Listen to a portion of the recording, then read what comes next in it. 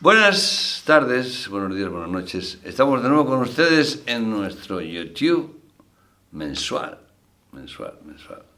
Es como si nos llegara la menstruación, ¿verdad? Eso iba a decir, me da un poco de pudor, pero sí, una vez al mes, Sí, una vez al 28 mes, días clavados. puntuales, ¿verdad? Aquí estamos.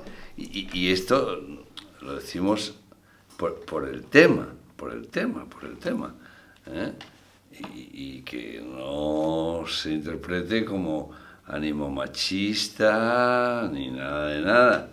No, al revés. Porque el tema de hoy, de este mes, es dolores. Ay. Y hay millones, Ay. todavía no, hay millones y millones de mujeres que tienen unos dolores de verdad invalidantes cuando tienen el periodo menstrual, que en sí no debería de doler, en sí, ¿no? Porque también hay millones y millones de mujeres que cuando tienen su periodo menstrual no les duele, ¿no? Pero no venimos a hablar del dolor menstrual, venimos a hablar de dolores en general. Pero nuestra primera referencia ha aparecido con esa menstruación. Quizá porque a lo mejor el dolor menstrual Es cultural. sí, creo que tiene mucho de cultural, pero también tiene mucho de ese dolor de que podía ser una criatura, que podía ser una nueva creación, y no, y no en el sentido de que la mujer piense que tiene que engendrar y estar continuamente engendrando. No, sino que quizás en este caso de dolor mucho obedezca a como ese acto fallido, ¿no? Ver que ese útero se contrae y en su contracción produce un dolor, pero es un dolor además muy especial, ¿no? Porque tiene una cantidad de variables y de formas, lo digo desde el punto de vista médico, enorme, ¿no? Y que a veces acompaña a la mujer durante toda su vida, ¿no? Y en cambio hay otras mujeres que no, tienen su menstruación, una molestia, alguna incomodidad y ya está, ¿no? Pero quizás ese dolor, por empezar por un dolor concreto, se deba a que ese mes no se ha producido una nueva criatura, el inicio de una nueva criatura, ¿no? Porque claro, en el momento que aparece una fecundación, cesa la menstruación, ¿no? Entonces, como que quizás en el subconsciente de la mujer, esto es una teoría muy personal, ¿verdad?, reside la pena de no dar a luz una nueva posibilidad, ¿no? Y quizás creo, y aprovechamos la oportunidad para decirlo a todos ustedes, y a vosotras, a ustedes mujeres, ¿no?, que quizás si la mujer se mentalizara, igual que como bien has dicho, que es un dolor muy cultural, ¿no?, se mentalizara en que el hecho de que no aparezca una posibilidad de una nueva criatura, sino que sea el signo de que no va a aparecer, significa que debe de aparecer otra cosa. Y de hecho, cuando la mujer está en su periodo menstrual, premenstrual, cambia su carácter, cambia su ánimo, cambia su vitalidad. O sea, hay una serie de cambios que en algunas mujeres es muy evidente y en otras menos, pero sí hay cambios, ¿no? Entonces, si esas mujeres que padecen ese dolor menstrual meditaran de que están creando también otras condiciones, porque en esos momentos todo se tiene que reacomodar, ¿no? ¿No? Para producir glóbulos rojos, para acomodar el psiquismo, etcétera. Todo tiene que arreglarse para prepararse de nuevo, ¿no? Entonces, sería un dolor, por así decirlo, redentor. O sea, que redime los errores que la persona pueda tener, entre comillas, personales, del tipo que sea, ¿no?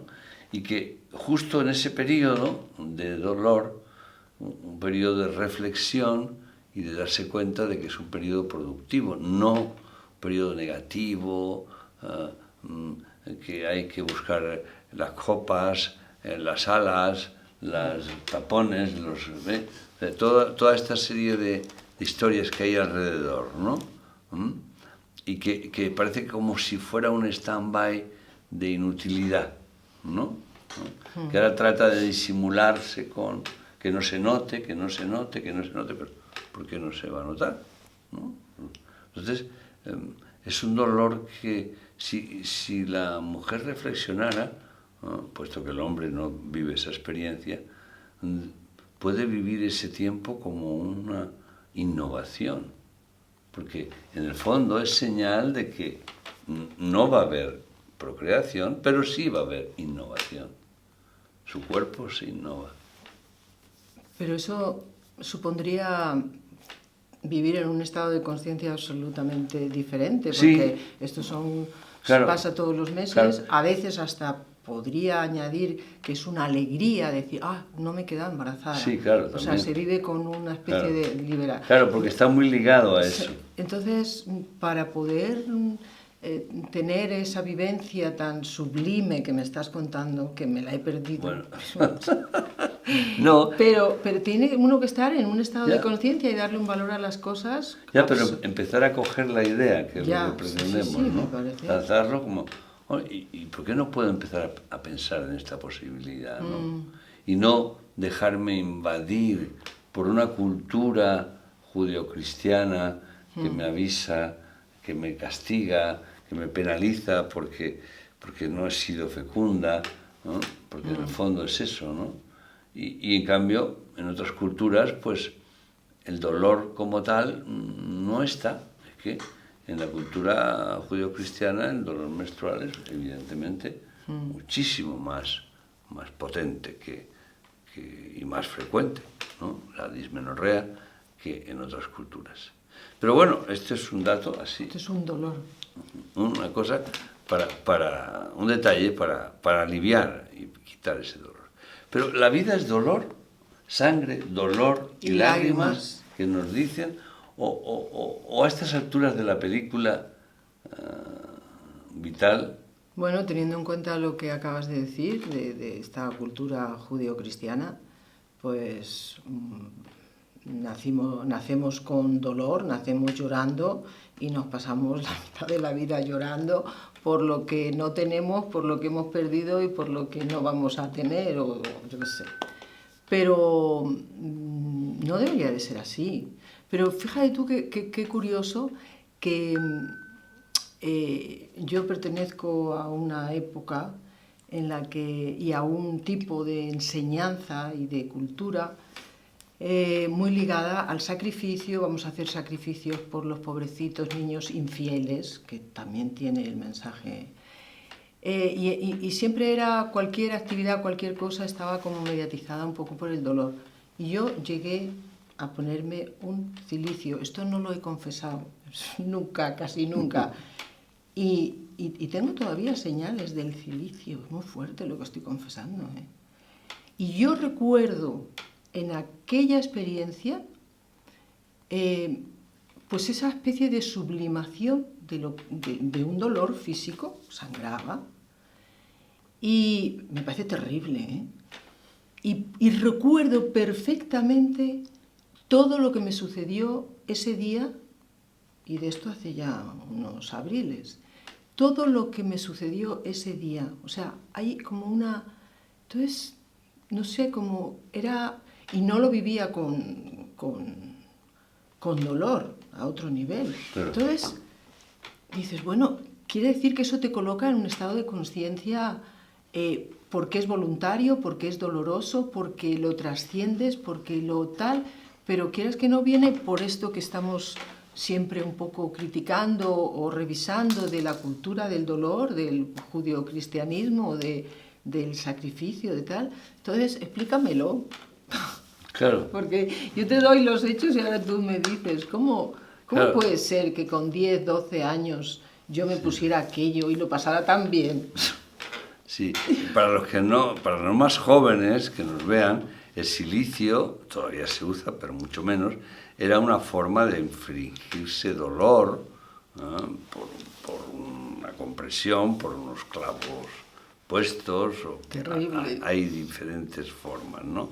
Y que se hacían, pues todos los meses o todas las semanas, depende de cada cual. Y como bien dice Custodia, bueno, para ella era un mecanismo placentero, Pero es entre que eso comillas, ya... ¿no? Pero sentía el dolor, Sí. lo sentía, pero de otra forma.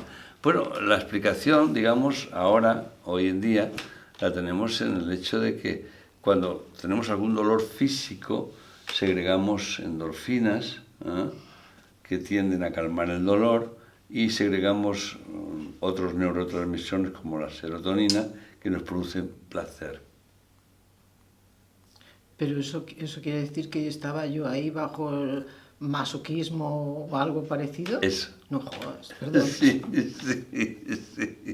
¿En serio? Sí, entonces esos silicios y esos autocastigos que uno se ¿Se puede infligía, borrar lo que he dicho? ¿Se puede borrar? todos hemos tenido algún silicio físico o no, provocaban el placer de acercarse a Cristo, al sufrimiento de Cristo, ¿no? Entonces, en alguna medida, pues nos colocaba en un lugar privilegiado, ¿no? Mira, yo sufro como sufrió Él, ¿no?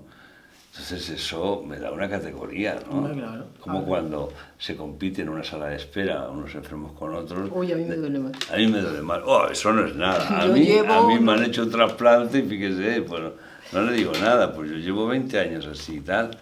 Entonces, ¿Y por qué no puedo hacer lo mismo ahora con los dolores que me acompañan? Que yo muchas veces he pensado, ¿no tendrá todo esto algo que ver con aquello?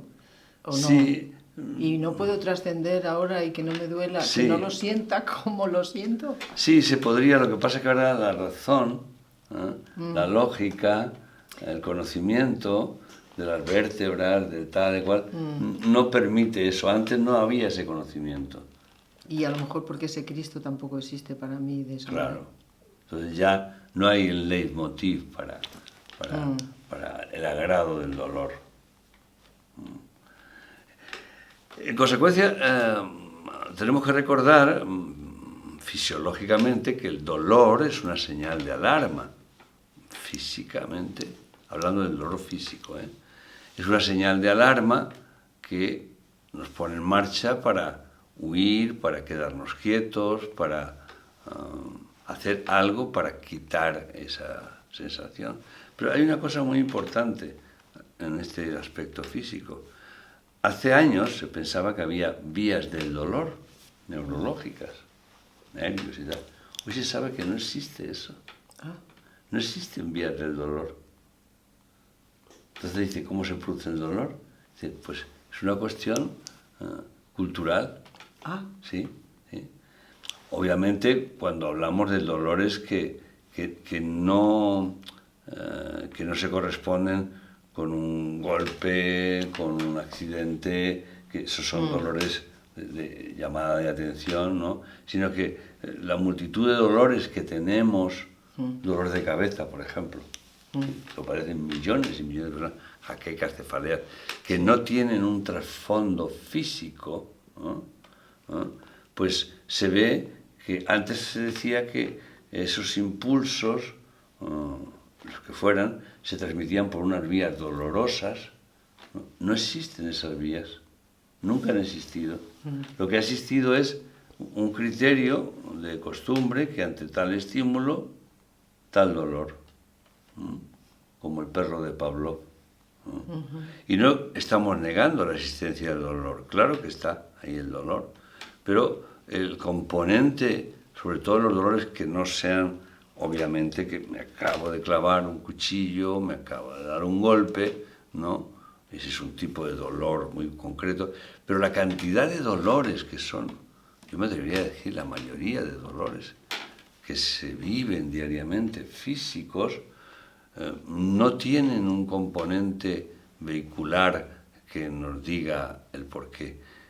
Y hasta tal punto de que colegas ya trabajan en ese sentido de condicionar la mente de otra forma, y ver ese tipo de dolor de otra manera, y el dolor empieza a minorarse, empieza a bajarse y llega a quitarse, ¿no?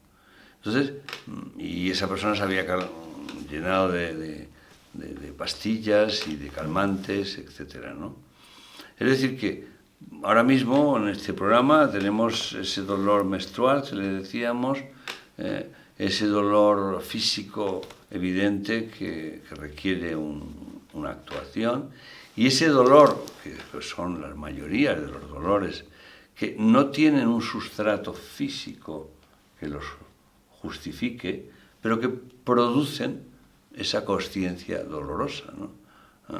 Entonces, en ese aspecto sería muy importante, primero, darse cuenta que no existen vías que canalicen el dolor, sino que el dolor es una experiencia que tiene mucha relación con la cultura. Por ejemplo, el ejemplo más claro lo tenemos en el fakir. El fakir, estaba pensando en el fakir. Si yo que he visto quema, a los fakires... Pero se queman, sí, como yo. ¿no? Y los pinchos se acuestan en una cama de pinchos. Y dice, hombre, yo me acuesto en esa cama de pinchos y empiezo a dolerme, ¿no? Y en nuestro ambiente tenemos a los toreros. Ah, sí.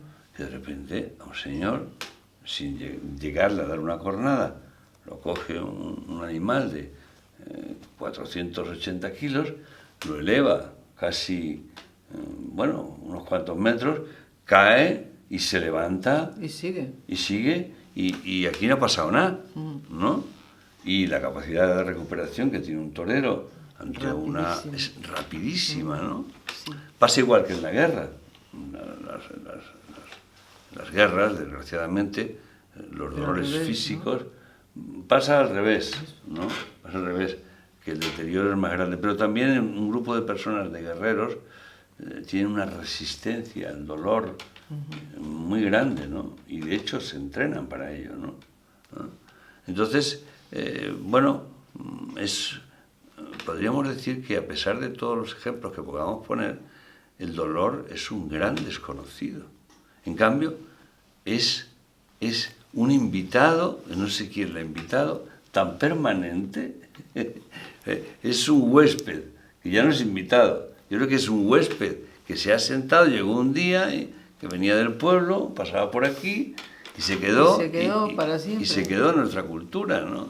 A mí me gustaría recordar, en este sentido, desde el punto de vista judío-cristiano, más cristiano que otra cosa, lo que dicen las escrituras del Nuevo Testamento, según el cual, cuando Jesús de Belén va a bautizarse, se oye una voz, ¿no?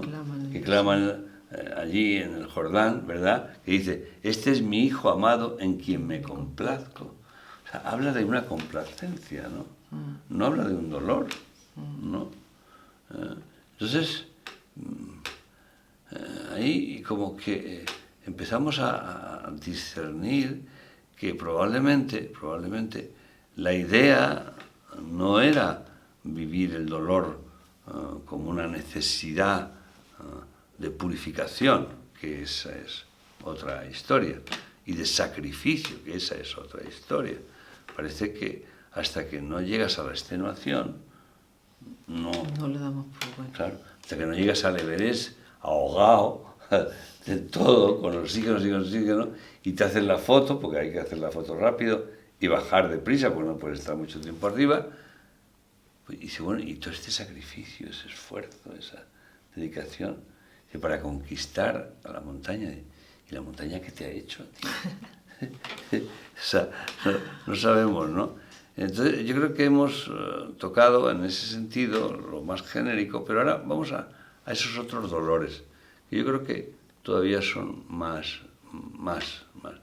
los que podríamos llamar dolores del alma. Aunque recientemente, hablando con un neurólogo que está haciendo experiencias en este sentido, que decíamos antes, psicológicas, cuando le hablamos de dolores del alma se rió un poco, ¿no? Dijo, bueno, tampoco es, ese es otro aspecto. Nosotros creemos que esos son aspectos muy importantes. Evidentemente el alma no es un estado o una parte de nuestro cuerpo que podamos tocar como nuestras manos, pero ustedes, queridos oyentes, queridos radiovidentes, no han tenido dolores de alma, lo que llamamos alma, que son los dolores que nos provocan nuestras relaciones sociales, culturales, afectivas, emocionales. No hemos tenido a lo largo... Muchos, ¿no? Muchos. Y a veces diarios. Y además, curiosamente, yo en mi propia experiencia los asocio. O sea, es como que primero existe el dolor del alma y después se hace materia, lo que se llama somatizar. Sí, psicosomático. Exacto.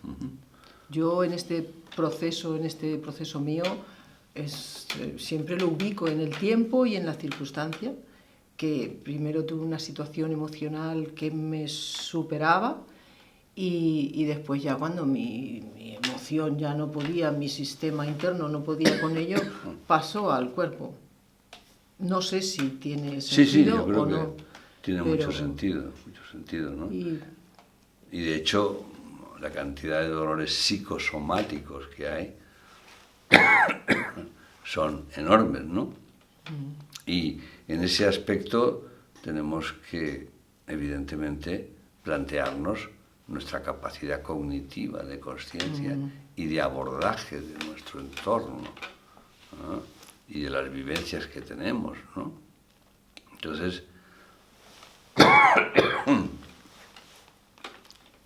esto requiere una pequeña revolución mental. Sí, lo que pasa es que, uno aprende algo, pero si yo pudiera volver atrás me quitaría tantos dolores. ¿Sí? Sí, yo me quitaría algunos de ellos.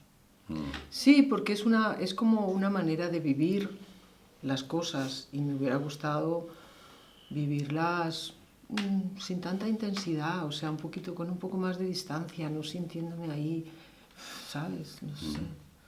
Yo, si pudiera, tampoco quiero negar todo lo que he vivido, porque de alguna manera, pues aquí estoy, ¿no? Pero sí quitarle un poco de drama a las emociones. Me hubiera gustado, sí. También se dice que con los dolores se aprende. Sí, ya, pero eso, ¿no se puede aprender sin tanto?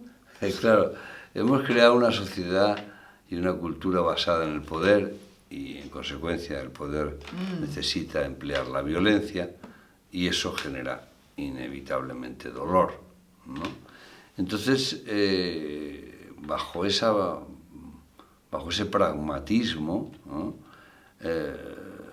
Lo que se puede aprender o lo que se debería de aprender es, bueno, voy a evitar ejercitarme como poder para no tener que usar la violencia como instrumento cotidiano y así, primero, no producir daño a otros ni daño a mí mismo. Lo que ocurre es que ese cambio es dificilísimo, ¿no? Uso el poder para trabajar, ganar dinero, tener una casa, un coche y que mis hijos vayan a un colegio privado y que estudien en Harvard, ¿no? Y eso me provoca insomnio, fatiga, estrés, dolor en general, ¿no? Y ha sido producido por el afán de... Si en cambio yo modifico ese criterio, y bueno, mi hijo irá a un colegio nacional, seguirá en una universidad nacional, y y bueno, mi planteamiento de vida no va a ser hacerme rico, sino dedicarme vocacionalmente a lo que siento, en lo que estoy capacitado. Probablemente disminuiríamos muchísimos dolores. Ahora, claro, esto dicho así queda bonito, yo sé que queda bonito y que no es fácil, porque el entorno te demanda, bueno, ¿y tú cuánto ganas? ¿Por cuánto sales? ¿No? Yo me acuerdo... Y la competencia. Sí, la competencia. Me acuerdo en una época que tenía muchos pacientes que eran pilotos, comandantes y tal, y todo el aire era cuánto ganaban. Ah, sí. Sí, todo el rato hablando de sus dineros y de lo que se habían comprado y de lo que tal. Qué curioso, ¿no? Y no había otra cosa. No había otra cosa. Y de aviones, poco. ¿No? Y de sitios, poco, porque iban a los hoteles y de los países conocían el hotel. Sí, sí. Como mucho. Te digo, yo que sí. ¿No? Tú bien sabes eso, ¿no? Hablo de los comandantes, ¿no? Comandantes o segundos, ¿no? Sí. Entonces, bueno, es una profesión como otra cualquiera, pero si cogemos a políticos, por ejemplo, pues las ansias de poder, ¿no? Son terribles, ¿no? Pero tremendas, ¿no? Fíjense cómo ha llegado al poder Podemos, ¿no? Que empezó en la Puerta del Sol, ¿no? En 2015, ¿no? Si no me equivoco, 2015, 2016, y ya está en el poder, en la vicepresidencia, ¿no? Entonces, es una ansia de poder, ¿no? Bueno, por eso se llama Podemos, entonces será que tendrá que ver algo con eso. No lo decimos en sentido crítico con ese partido, ¿no? Porque todos los demás hacen lo mismo. Pero también se esperaba de ese grupo, como también se esperaba del Mayo francés, que se generara otra... Pues si entran en la misma sala de juegos, pero claro, tendrá que jugar. Entran en la misma de juegos, pues entran a jugar con los mismos elementos. Entonces el poder, pues ahí va, y la violencia ahí va, y como decía André Malraux, el poder corrompe. Bueno, pues, y ahí va también, pues como vemos, las democracias poco a poco se van corrompiendo y se van deteriorando, ¿no? Y perdona, ¿y no hay otro tipo de poder relacionado con el dolor, que es aquel que te otorga, bueno, como me duele, te esclavizo un poco, ¿no? ¿Sabes? O sea, utilizo el dolor para que me atiendas y algunas sí. veces sube de nivel hasta tener un poder sobre el otro que te tiene que atender, sí, o que te tiene que simpatizar con tu dolor. Eso en medicina se llama neurosis de renta. Ah, mira. Sí, renta, es decir, la Rentable, persona ¿no? rentable experimenta un dolor o dice tener un dolor, que en principio seguramente será cierto, no hay por qué dudarlo, por lo menos en su mente y en su sensación, y tiene pendiente al otro o a los otros, pendiente de sus dolores, ¿no? Y mira para acá, y ves para allá, y ves para un sitio, y ves para otro. Y si es rentable, cada vez le dolerá más. Y si más. es rentable, le dolerá más. Vale. Entonces, las neurosis de rentables, ¿no? No son fáciles de descubrir. Eso te iba a preguntar, No. que se detectan así. No es tan fácil porque, bueno, finalmente le puedes decir a la persona, bueno, anatomofisiológicamente usted no tiene nada, ¿no? Sí, pero me duele muchísimo. Sí, es verdad, pero no sé por qué le duele. Pero tú ves que en el entorno todo el mundo está, ¿y cómo estás hoy? ¿Y qué tal estás pendiente, hoy? sí. Pendiente. Y eso mola. Y claro, eso mola, como me decía un paciente una vez, que mientras era un gran productor de dinero y todo iba bien, pues en su casa, bueno, era uno más, pero bueno, llamó a su puerta la leucemia y aquello empezó a tambalearse. Y entonces, zapatillas, no más llegar, cuidado, Si lo llego a saber con antes, papá, ¿no? y tal. Y el hombre, afortunadamente, se puso bien, resolvió su problema, pero me pidió ir a la consulta una vez a la semana a la sala de espera, yo le di el alta, y que se llamaban, él había ido a la consulta, era evidente, dice, es que mire doctor, nunca me han tratado tan bien como ahora, entonces me las van a pagar todas. Y se hizo... Y se hizo el mártir. Entonces, Qué bueno. un día estaba bien, pero otro día decía, hoy no sé si voy a recaer. ¡Oh! Todo el mundo. ¡Oh! En la empresa igual, ¿no? En la empresa lo tenían, como era un hombre muy venerado por su capacidad, ¿no? Por una parte decían, bueno, a ver si realmente estás mal y te echamos, pero no llegaba a estar todo lo mal del todo y seguía rindiendo. En cuyo caso, lo que quieras, unos días de vacaciones esta semana, vuelve luego. ¿Y eso no tiene riesgos para él mismo, de que no controle así hasta Sí, la verdad, pero era un hombre muy inteligente. O sea, que lo hizo bien. Sí, estuvo un año yendo todas las semanas a la sala de espera. Claro, se encontró contigo y no me extraña bueno, que en este caso, te visitara a sí, menudo. La enfermera me decía, dice, bueno, este señor, ¿cómo es que viene, se sienta y luego pasado 15 minutos se va? Y digo, nada, es un asunto personal. Ella nunca les dice, claro, de qué se trataba, ¿no? Y todo el mundo se hacía perplejo, ¿no? Porque unos días se me dice, está apuntado para las 10. Llegaba, se sentaba, yo entraba a la sala de espera, le saludaba, ¿qué tal? ¿Cómo vamos? Bien, bien. Dentro de un ratito me voy. Entonces, un día le llamaron de su casa a la consulta y ahí estaba. Está perfecto. No se podía decir. Digo, llame quien llame, si está ese señor, ustedes dirán, sí, este señor está aquí citado. Digo, es que hay tratamientos muy especiales. Entonces, estamos descubriendo cosas que no... Silicios, tratamientos estos así, ¿verdad? Que cualquiera diría, hombre, pues estos... Pero es su medicina, era la medicina Claro, de este señor. que cada dolor tiene su tratamiento, ¿no? Pero sí creemos, personalmente, que yo creo que ya, como que la humanidad ha pasado suficiente dolor. Ya basta, ¿no? Sí, sí. ¿Y qué tal si nos dedicamos a complacernos? ¿No? ¿Verdad? A reírnos juntos, a preparar comida juntos, a cuidarnos juntos, porque a veces nos sentimos tristes, apapachados o desapapachados, y necesitamos el apapache. Porque creo que ya con lo poquito que sabemos podemos domesticar un poco esos ancestros que nos dicen, sufre, sin sufrimiento no hay placer, sufre, sacrifícate, porque sin sacrificio no llegarás a ninguna parte. Pero ¿por qué? ¿Por qué?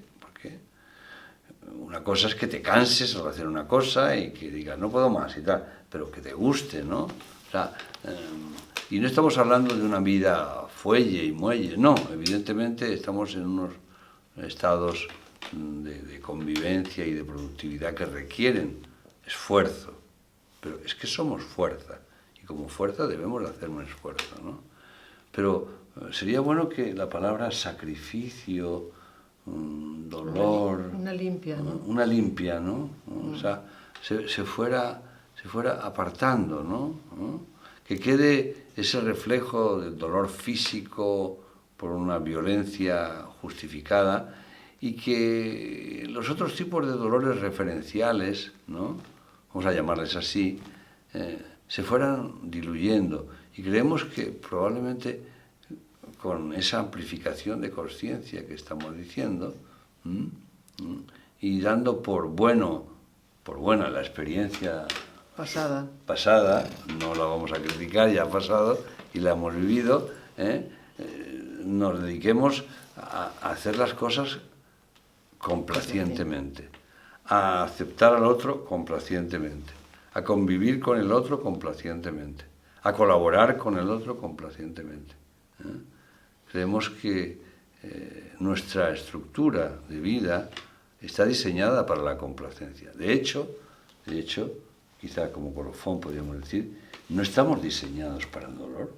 De hecho, lo pasamos tan mal con los dolores, ¿no? Sí. Si fuera una cosa innata, pues estaríamos más preparados para sí, ello. lo llevaríamos bien. ¿Qué tal? Si no, me duele la cabeza, Pero no pasa la nada. ciática y el lumbago, pero no pasa nada, estoy bien.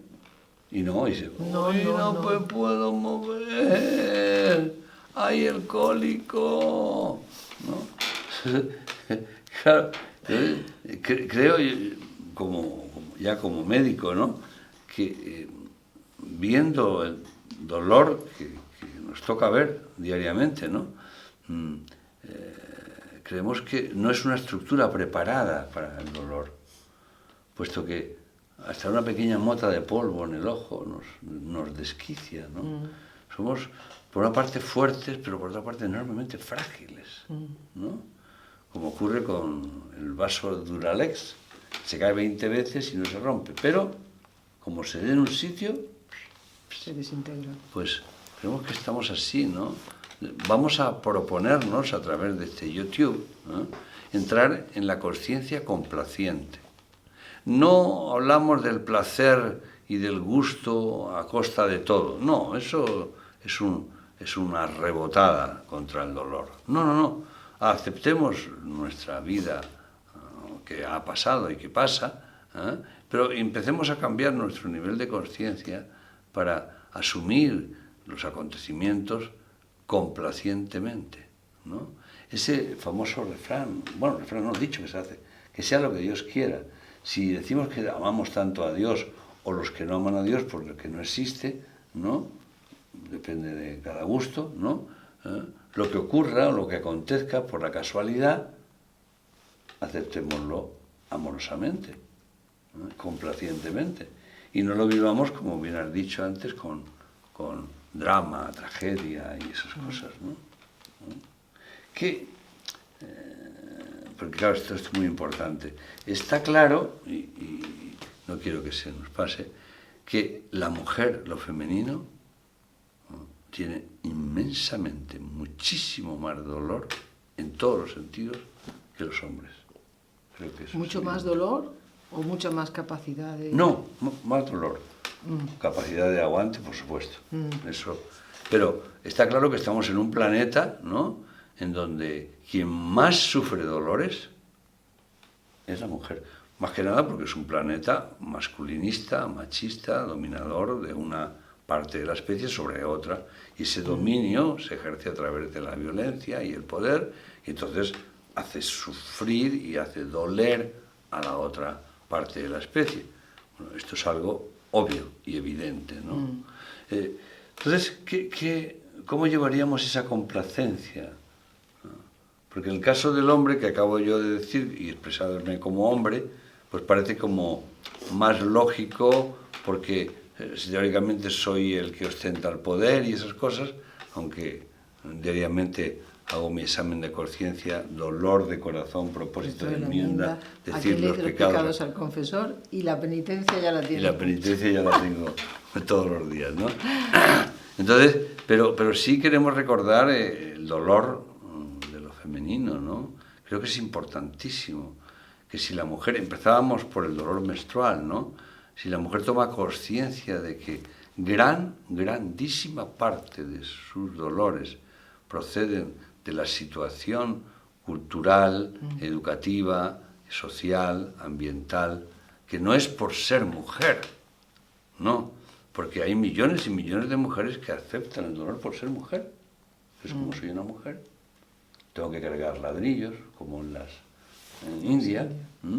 Como soy mujer, pues o tengo hijos a los 13 años, o ya soy una vieja a los 25, y van padeciendo y padeciendo dolores de todo tipo, ¿no?